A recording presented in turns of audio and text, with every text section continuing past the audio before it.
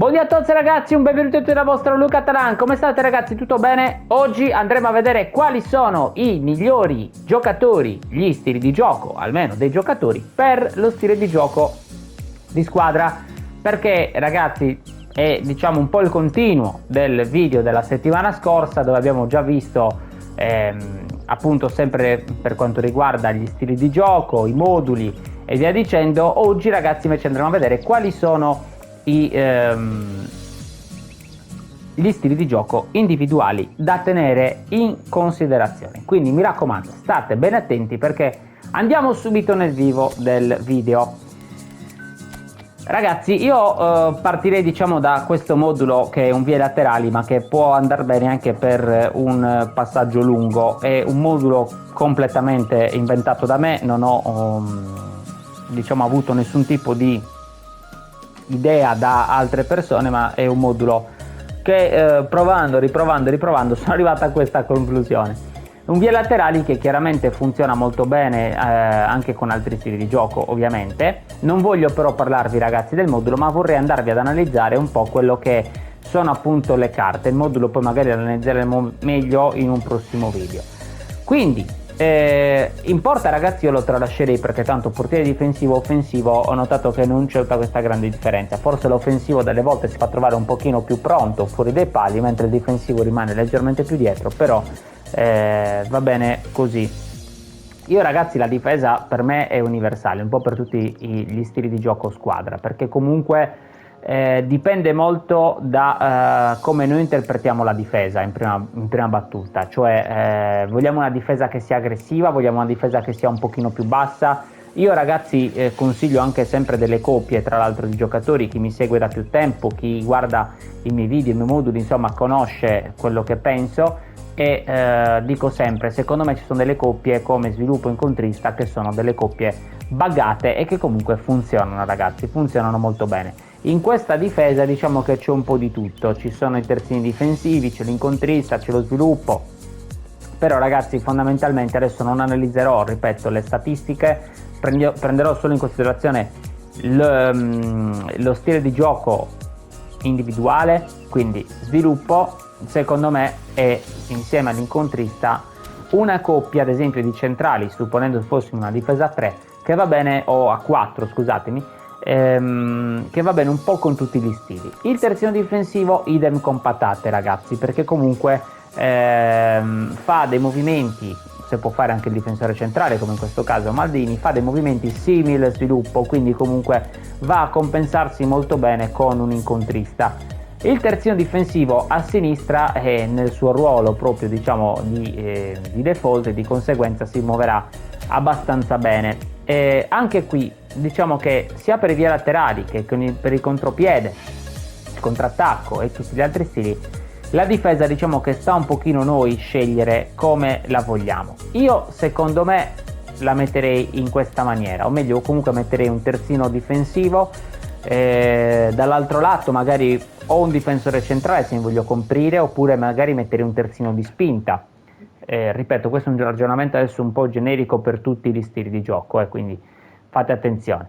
E centrali ragazzi sempre a prescindere dallo stile di gioco metterei comunque uno sviluppo e un incontrista, perché ripeto sono quelle carte che hanno quel qualcosa in più abbinate, nel senso che si buggano una con l'altra e di conseguenza riusciamo ad avere ovviamente un bel gioco.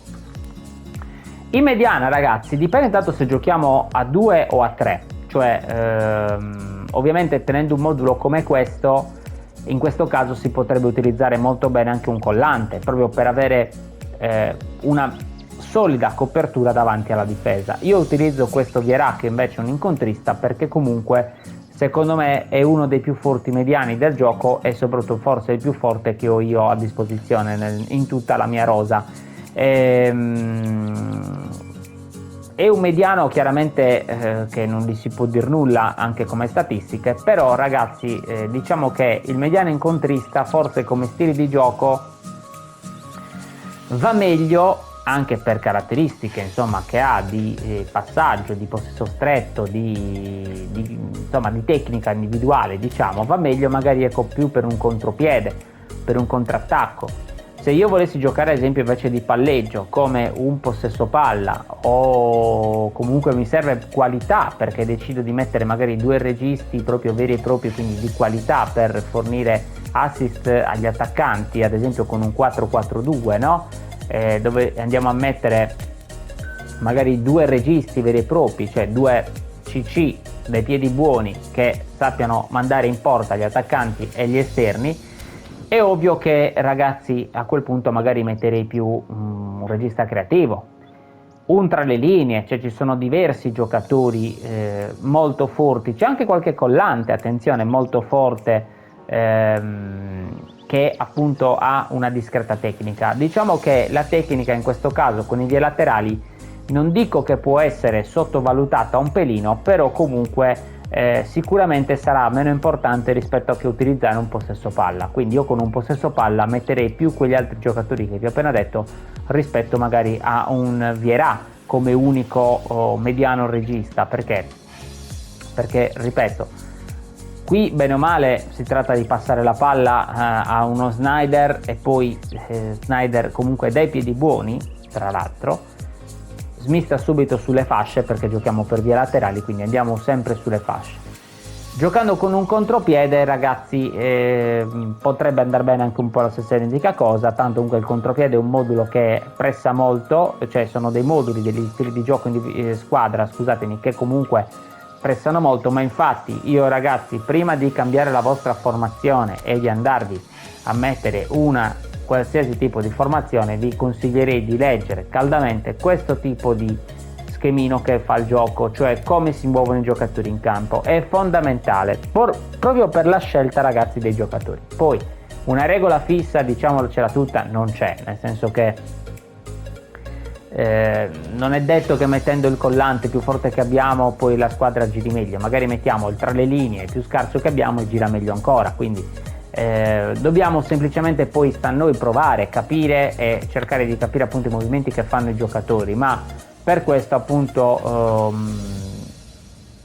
ho fatto già dei video nella quale parlo degli stili di gioco individuali, appunto, dove andiamo a spiegare come si muovono un po' i giocatori nel campo. Ma l'arma migliore, ragazzi, come tutto, è provarli sul campo. Un po' come quando si vuole imparare una lingua straniera, l'arma migliore è andare in quel posto. Perché? Perché sicuramente si impara molto meglio e molto più velocemente rispetto a che stare lì dietro una scrivania a provare a fare degli esercizietti dove magari poi alla fine della fiera non capiamo nemmeno niente. Quindi importante questo consiglio, anzi direi fondamentale.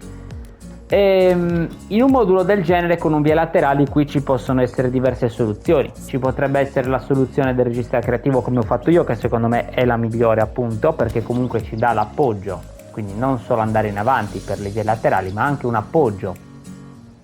E che appoggio? Perché comunque abbiamo un trequartista che ha 96 di passaggio rasoterra, possesso stretto 101, comunque una tecnica veramente da invidia.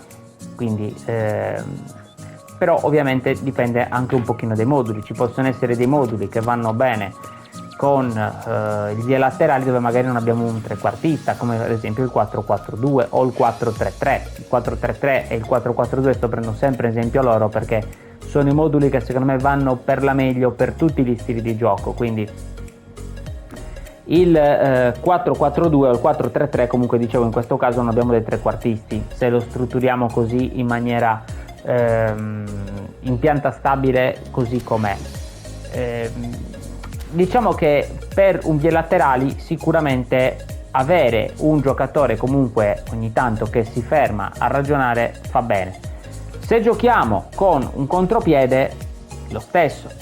Se giochiamo con un possesso palla, ragazzi, meglio ancora. Perché? Perché con un possesso palla il regista creativo è sicuramente un giocatore che fa molto bene il suo lavoro. Ricordiamoci, col possesso palla, ragazzi, i giocatori non andranno a buttarsi perennemente in avanti come invece in questi stili appena citati. Saranno dei giocatori che si tenderanno a mettere più a disposizione del compagno anziché appunto andarsi a lanciare in avanti come se non ci fosse un domani per cercare di trovare uno spazio nella difesa avversaria. Perciò, ragazzi, diciamo che poi dipende dai moduli sempre, io sto parlando in maniera comunque generale, ricordiamoci, perché poi ci possono essere 1000 varianti di moduli, 1000 sfaccettature, un'istruzione individuale data diversamente, quindi adesso diciamo che è un discorso generico, però comunque ragazzi è valido.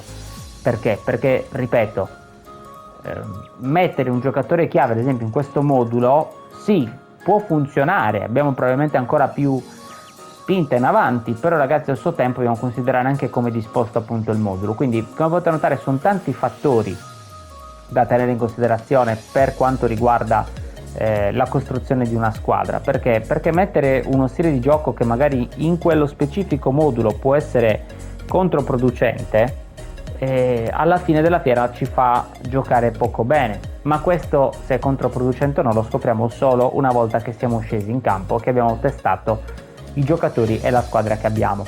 Io ad esempio ragazzi, per un contropiede ma anche per un possesso palla consiglio sempre di mettere un opportunista. Perché comunque ragazzi ci vuole sempre qualcuno, cioè va bene palleggiare anche se siamo con il possesso, va bene contrattaccare con il contrattacco, va bene andare solo in profondità con il contropiede, ma comunque ci vuole sia una persona ragazzi che faccia movimento appunto a buttarsi in avanti, che uno invece che tenda a mantenere più la posizione, quindi un fulcro di gioco, un classico numero 10, un attaccante di rientro. Secondo me ad esempio attaccante di rientro con opportunista è una coppia comunque buggata del gioco. Perché? Perché proprio come nel calcio reale, quindi tenendo in considerazione le meccaniche che ci sono del calcio reale, e chi di voi gioca o ha giocato le conosce, come per la difesa che uno va e l'altro viene, quindi cose che ti insegnano veramente nelle scuole calcio, anche per gli attaccanti identica cosa. Quindi la regola generale per gli attaccanti qual è? Quello che uno viene a ricevere palla e fa salire la squadra, invece l'altro che magari si butta alle sue spalle per creare profondità e portare via quindi i difensori che stanno marcando. Stesso identico discorso. Infatti io ho riscoperto questo Milik, che è un giocatore che non ha tutte queste grandi statistiche come potete notare, che però ragazzi con questo stile di gioco, con comunque degli esterni che spingono molto sulle fasce, fa il suo. Mi piace molto perché comunque Milik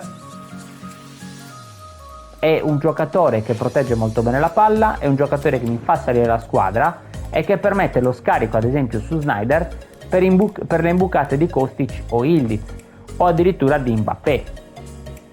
Quindi ragazzi diciamo che è una soluzione anche questa da prendere in considerazione, il frutto di gioco. Però anche lì dipende sempre ragazzi cosa ci piace di più fare a noi, o meglio con che tipo di stile di gioco stiamo giocando. Stiamo giocando con un contropiede, con un contrattacco. Io diciamo che questi stili di gioco la verità li utilizzo un po' con tutti, perché comunque ragazzi a me piace, anche se sono con il contropiede, che ci sia un attaccante di rientro ad esempio che mi fa il movimento a cucirmi un po' la zona della tre quarti, di conseguenza a smistarmi un po' il gioco. Però c'è anche una soluzione inversa.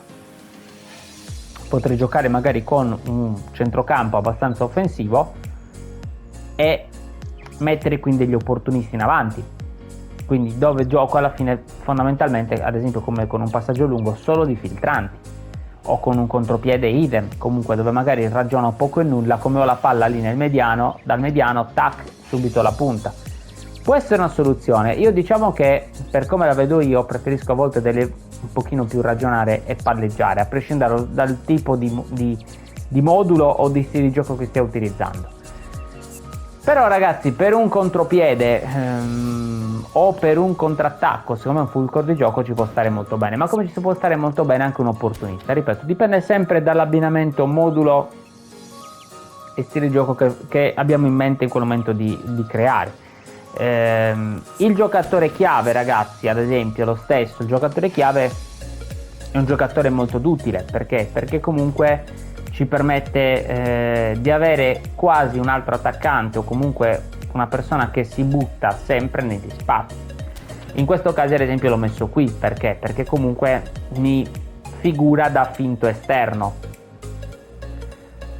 che però pur giocando con i due laterali mi attaccherà per vie centrali. Quindi attenzione ragazzi, questa è una piccola chicca che vi do di questo modulo. Dall'altro lato invece abbiamo comunque una specialità di cross, giochiamo, ricordiamoci, con le vie laterali, quindi anche nel modo in cui andrò a disporre il modulo, ovviamente cercherò di tenere gli esterni più larghi possibili.